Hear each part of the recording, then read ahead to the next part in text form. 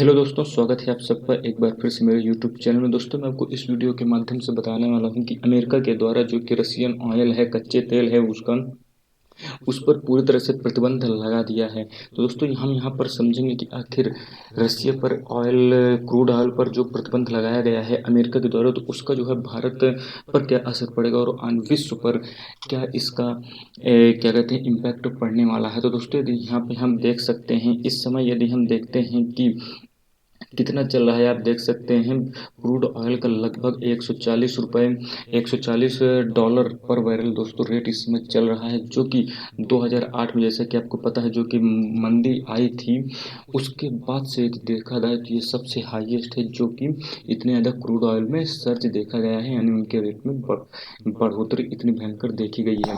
यदि हम रसिया की बात करते हैं दोस्तों, ये वर्ल्ड का टॉप एक्सपोर्टर है आपके क्रूड एंड ऑयल प्रोडक्ट्स दोनों का। लगभग आप देख सकते हैं 7 मिलियन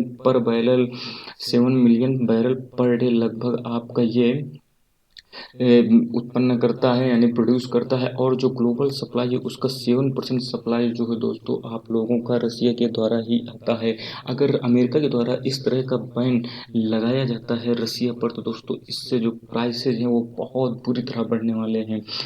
और अगर हम आगे इसके बात करते हैं दोस्तों, देखिए वेस्टर्न गवर्नमेंट है जो कि आप देख सकते हैं यूरोपियन, वो दोस्तों डायरेक्टली सैंक्शन नहीं कर रही हैं रसिया एनर्जी के सेक्टर को, लेकिन some customer are already shunning its oil to avoid becoming entangled in legal troubles later. अर्थात इसका मतलब ये है कि जो वेस्टर्न गवर्नमेंट है, जैसे कि आप देखेंगे जर्मनी को, या आप देखेंगे यूक्रेन के माध्यम से जितने आपके बाल्टिक देश हैं इनसे जो जुड़े हुए हैं, और बेलारूस से होते हुए जो ऑयल की पाइपलाइन्स जो हैं इन सब देशों में, यूरोपीय देशों में पहुंचती हैं दोस्तों, उन सब पर बहुत ही ज़्यादा समस्या आने वाली है। यहाँ पर आपको जैसा कि पता होगा, जो कि जर्मनी के साथ नॉर्ड स्ट्रीम करके जो आप लोगों की गैस पाइपलाइन होती है, हमें रसिया के द्वारा दी जाती है, काफ़ी सस्ता रहता है अन्यों के मुकाबले। तो जर्मनी भी काफ़ी ज़्यादा यूज़ करता है। लेकिन दोस्तों, जैसे कि आपको पता है, नॉर्ड स्ट्रीम 2 जो था उससे तो जर्मनी बंद कर दिया है, क्योंकि वो अभी उसका इंफ्रा ही बिछाया जा रहा था। लेकिन जो नॉर्ड स्ट्रीम फर्स्ट जो थी वो दोस्तों अभी भी काम कर रही है, क्योंकि देखिए चाहे कोई भी देश हो, बिना एनर्जी के वो नहीं रह सकता है। बहुत ही आज के समय में हम इतना डिपेंड हो चुके हैं इन सब चीज़ों पर कि हम इनके बिना सर्वाइव ही नहीं कर सकते हैं।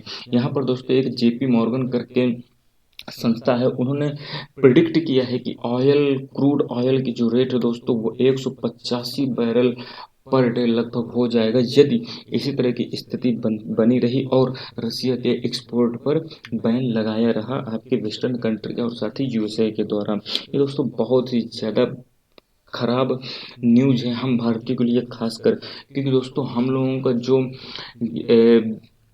आप देखेंगे डिफिसिट होता है, करंट डिफिसिट, वो दोस्तों लगभग आप सबसे ज़्यादा जो उसका कारण होता है वो जो दोस्तों क्रूड ऑयल ही होता है, क्योंकि हमारे पास क्रूड ऑयल के खाने नहीं पाई जाती हैं। हम पेट्रोलियम प्रोडक्ट तो बनाते हैं, लेकिन क्रूड ऑयल पहले हम आपके अरब देशों से और अमेरिका से भी थोड़ा बहुत मंगाते थे, ज़्यादा तो नहीं हम मंगाते थे, लेकिन मंगाते थे।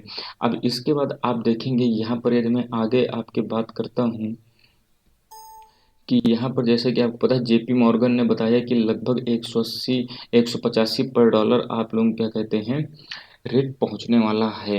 अब यहाँ पे आप देख सकते हैं the last time oil prices, दोस्तों जो लास्ट टाइम ऑयल प्राइसेस थे वो $100 पहुंचे थे आपके 2014 में, ठीक है। और यहाँ पर आप देख सकते हैं 2008 में लगभग $147 पर बैरल रेट इसका पहुंचा था। और जब कोरोना वायरस आया था दोस्तों, तब इसी के हल्का सा कम हुआ था, लेकिन उसके बाद भी इतना भयंकर नहीं बढ़ा जितना भयंकर अब बढ़ रहा है।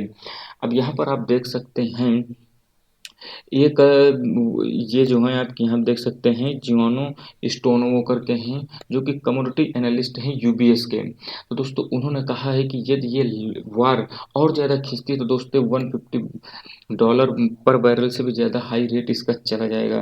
दोस्तों यहाँ पर बहुत ही ज़्यादा आने वाली स्थिति खराब होने वाली है। यदि हम बात करते हैं भारत के परिप्रेक्ष्य से, दोस्तों भारत के परिप्रेक्ष्य से तो ये बहुत ही ज़्यादा बुरा होने वाला है, क्योंकि हम तो पूरी तरह से ऑयल के इम्पोर्ट पर ही निर्भर हैं। और देखिए सबसे बड़ी बात ये होती है दोस्तों, ऑयल से आप देखते हैं पेट्रोल और डीजल से सिर्फ और सिर्फ आपके क्या कहते हैं पेट्रोल और डीजल का दाम नहीं बढ़ता है, इससे दोस्तों आपका इन्फ्लेशन भी हाई होता है, क्योंकि इन्हीं के माध्यम से आपका यातायात भी, ट्रांसपोर्टेशन भी प्रभावित होगा।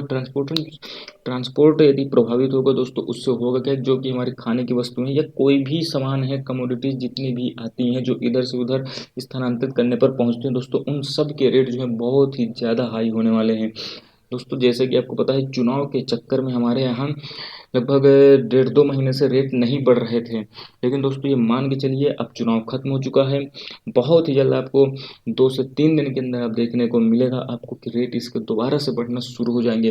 देखिए पहले ही जब हमारा रेट लगभग इस समय 90-95 लगभग चल रहा है, और आप देखेंगे कि 2 से ढाई महीने के अंदर जो क्रूड ऑयल के दाम है वो काफ़ी ज़्यादा बढ़ चुके हैं। लगभग आप 80-90 डॉलर पर बैरल चल रहा था, लेकिन इस समय 130 से 135 डॉलर पर बैरल चल रहा है। दोस्तों मान के चलिए हमारे यहाँ पेट्रोल अब 150 रुपये पर लीटर से कम नहीं होगा। देखते जाइए आप, रेट काफ़ी भयंकर बढ़ने वाले हैं। यहाँ पर आप देख सकते हैं इन्फ्लेशन भी काफ़ी ज़्यादा हाई होने वाला है। अब यहाँ पर ग्रोथ की बात करते हैं दोस्तों, यहाँ पर ग्रोथ पर ही बहुत ही गंदा इफेक्ट पड़ेगा रसिया पर बैन करने से, क्योंकि दोस्तों आपको समझना है रसिया नॉर्मल कंट्री नहीं है। मानते हैं कि उसका वर्ल्ड क्या कहते हैं ग्लोबल सप्लाई में उतना ज़्यादा महत्व नहीं, लेकिन दोस्तों वो ऐसी चीज़ें एक्सपोर्ट करता है देशों को जो कि बहुत ही रेयर मटेरियल होती हैं। एक तो जैसे कि आप ये देख सकते हैं क्रूड ऑयल, उसके बाद आप देखेंगे नेचुरल गैस के भंडार उसके यहाँ बहुत ज़्यादा पाए जाते हैं। इसके बाद देखेंगे तो खनिज होते हैं, उसमें दोस्तों प्लूटोनियम दोस्तों रसिया से सबसे ज़्यादा एक्सपोर्ट होता है। और खास रसिया और यूक्रेन दोनों ऐसे देश हैं जहाँ से गेहूँ सबसे ज़्यादा एक्सपोर्ट होता है। लगभग टॉप 10 के अंदर आते हैं दोनों कंट्रीज, लगभग 30% दोनों मिलकर पूरी दुनिया को गेहूँ देते हैं। और बात करें यूक्रेन की, यूक्रेन दोस्तों सनफ्लावर का बहुत बड़ा एक्सपोर्टर। दोस्तों आने वाले समय में बहुत ही खराब स्थिति आने वाली है इन्फ्लेशन के पॉइंट ऑफ व्यू से। यहाँ पे आप देख सकते हैं दोस्तों, यदि हम ग्रोथ की बात करें दोस्तों, यहाँ ग्रोथ लगभग आप लोग देख सकते हैं बहुत ही ख़राब होने वाली है। यहाँ पर ग्रोथ में बहुत गंदा इफेक्ट पड़ेगा। इससे हो भी कह सकता है शायद स्टैगफ्लेशन आ जाए।